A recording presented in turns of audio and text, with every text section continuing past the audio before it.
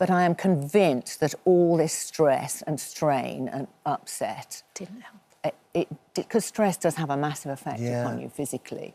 I'm sure that it accelerated that. Accelerated. I'm absolutely sure. Jill, it's so awful. I think he just wanted to be out of it. Of course, yes. of course. And was devastated, as you say. There's a little tick box in the corner of a screen, and every morning an old man would rush downstairs just to watch the number inside it climb, and the entire time, not a single penny of it was real. By the time that screen went dark, £120,000 was gone. 45 years of building something together, wiped out by a voice on the phone and a website designed to look exactly like the truth. Here's what makes this case hit differently. Tim Casey was not a confused man. He was not naive. He was a former pilot, sharp and quick-witted, the kind of man who had spent decades managing money and making good decisions, and who had a line he repeated his whole life: "If it looks too good to be true, it usually is." He just didn't see it in time. This is the full story of how they got in, how they kept him hooked for months, what the moment of collapse looked like, and what it cost him beyond just money. If it helps just one person or stops just one person falling for what Tim fell for, then that's really important. Tell us a little bit about him. You had a bit of a whirlwind romance when you first met, didn't you? Yeah, we met through a friend, and when I was working in London, and we met, and he was on leave. He was living in Hong Kong, working in Hong Kong flying, and we were introduced and went out a couple of times, and then he went off and did some other stuff, and then he came back again into London, and 4 days after I met him that second time, he asked me to marry him. So 4 days, and then we were married 45 years. Wow, and you had a lovely time over those 45 years. We had a fab time. He was a great bloke. He was very funny, very quick-witted. Yes. Clever guy. Yes, which I think makes this even more challenging to understand, essentially. That pause is the whole story in one breath. Because this wasn't a confused man. This was a sharp man who got caught, and that matters, because the people who did this were counting on exactly that kind of confidence. The scam didn't start with a phone call. It started with a face Tim recognized on his screen. Can you tell us a little bit about how the scam began? Do you know about that? I do. I have to say I wasn't that well at the time, so I wasn't paying a massive amount of attention, sadly. But he did say, or he'd seen a clip with Martin Lewis, poor Martin Lewis, who always gets blamed for these things, and somebody else, I'm not quite sure. But it was supposedly on this programme. It was on This Morning. But clearly it wasn't. No. But, and it was recommending crypto, Bitcoin. And you contacted a number, London number, and they got back to you. A familiar face, a fill-in form, a phone that rang. That's all it took to get inside Tim Casey's world. Within days, someone was calling him, and that someone had a name. It was a guy, sounded quite young, a guy called Jacob Martin, who contacted him. He had an Americanized accent, but I have a feeling he possibly was South American, wasn't quite American. But since then, I've looked it up, and there is a crypto broker called Jacob Martin. So they are so clever. Yeah. Anyway, he persuaded him to put, I can't remember what it was, £500 or something into it. A relatively small amount at the time. Very small to start with. So I thought, well, I can't, fine. I don't think that's an issue particularly. And it went on from then. And they just, once they get their hooks in, they just keep on and on and on. £500, just enough to feel like nothing, just enough to get him watching the screen. And there was a screen. And the screen showed Tim exactly what the scammers needed him to see. This guy would phone perhaps 3 times a week, bearing in mind by this time Tim was in his early 80s and he had the time. He was at home, he had the time. And he would phone perhaps 3 times a week and he would talk for 2 hours. Goodness me. And it was just brainwashing. 3 calls a week, 2 hours per call. Jill is watching this happen inside her own home, and she's powerless, partly because she's unwell at the time, partly because Tim always handled the finances, and partly because the numbers on the screen look completely real. Every time Tim tried to pull the money out, Jacob had a reason why that was exactly the wrong moment. And I've heard of this happening before to people. And then to reinforce that, this chap's back on the phone again then, you know, going, well, this, that and the other. And if he ever said, well, maybe we should take, what if it got to £10,000? Maybe we should take the £10,000 out. Yeah.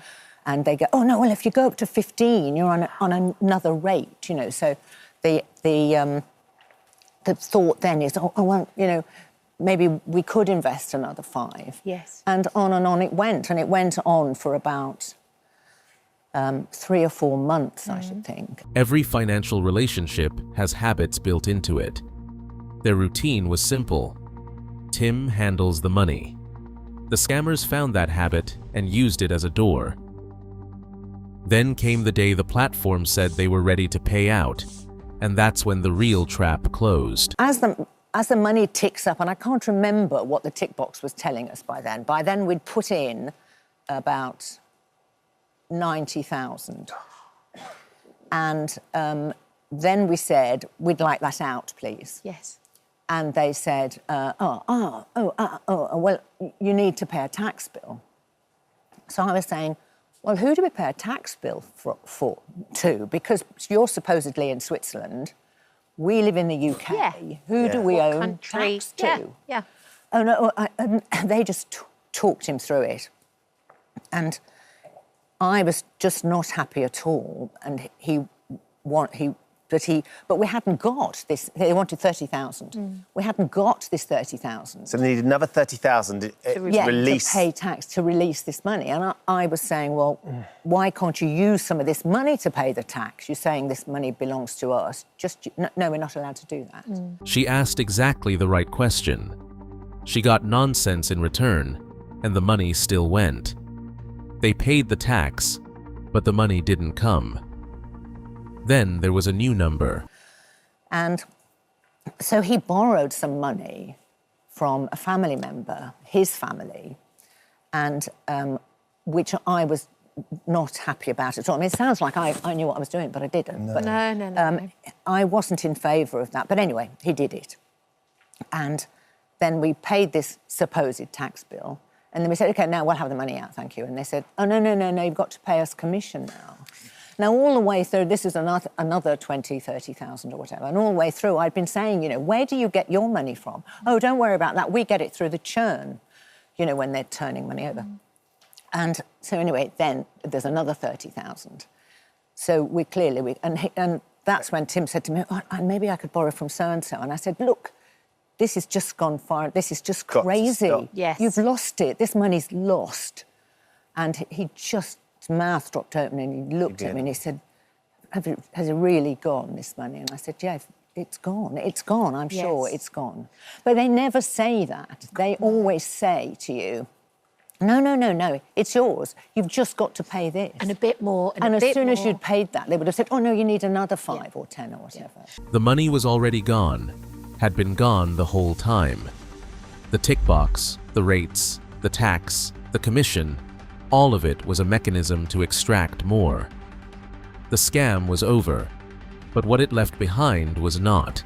And this obviously must have really affected his self-esteem. He was a clever, bright man, a high flyer. Quite social and, extrovert. And then after that, you received a devastating diagnosis as well. Yeah, well, but it just knocked him for 6. It stole his dignity, it stole his self-confidence, his self-esteem. He went a lot quieter. And then, so this is 3 years ago we're talking about. So 2 years ago, maybe a year and a half ago, he didn't seem that well. He was a lot quieter. He didn't seem that well. And then during that summer, which was last summer, 2024, he was getting various attacks. So he'd get high fevers and things like that. And eventually they investigated and they came up with a diagnosis of pancreatic cancer. And they gave him 4 months to live. And I thought, he's ridiculous, he's fine. Yeah. 4 months it was. And it was, but I am absolutely convinced. I mean, nobody lives forever, do they? No. And he was 85 by then. But I am convinced that all this stress and strain and upset didn't help. Because stress does have a massive effect upon you physically. I'm sure that it accelerated that. Accelerated. I'm absolutely sure. Jill, it's so awful. I think he just wanted to be out of it. Of course, yes. of course. And was devastated, as you say. The sequence is what it is. The scam, the silence, the cancer, the 4 months, and then Tim was gone. Martin Lewis had been listening to the whole interview from the same studio, and what he said next named it for exactly what it was. 6 years of campaigning, regulations maybe by 2027. In the meantime, Tim Casey is gone, and the people who took his money are still running ads. No charges have been publicly confirmed. No arrests are mentioned in available reporting. No funds were recovered, as far as public records show. The family debt from the borrowed £30,000, its current status is not publicly confirmed. Certainly, yes. I mean, it took away all our spare money, really. So whereas we didn't spend money recklessly, but we had that money sitting there thinking, well, if, we need a new car or whatever, then we don't have to worry about getting it. Whereas now I have to think much more seriously about spending any medium to large sums of money. Yes. One of the things that I did want to say is that when I started thinking about all this, the amount of money that goes out of the country to these foreign, usually criminals, is mind-boggling, absolutely mind-boggling. And we cannot afford it. I mean, it's just the tip of the iceberg that what they admit to 11.5 billion. And if you say that you could 10 times that, probably, because most people don't report these things. So that's £100 billion going out mostly to foreign criminals. Tim Casey spent his last years diminished by something invisible, not a fall, not a failure of his own making, but a coordinated operation built to exploit exactly the qualities that made him who he was: his confidence, his intelligence, his willingness to act. The tick box was fake. The returns were fake. The tax was fake. The commission was fake. But what happened to him was real. She sat there and told the whole story, not for herself, for the next Tim. If you have seen a celebrity face in a social media ad recommending a crypto platform, it is not them. It is their image stolen or an AI deepfake built to borrow their credibility. Real financial journalists do not sell investment products through social media clips. Real brokers do not call you for 2 hours, 3 times a week. And if you are ever asked to pay a fee to release money that is supposedly already yours, stop. That is the trap. That is always the trap. If someone you love is already inside one of these, do not argue with them. Just stay close. Because the moment they talk about borrowing from family to pay a tax bill to a company supposedly based in Switzerland, that is the moment Jill needed someone to say, "It is gone." Be that person.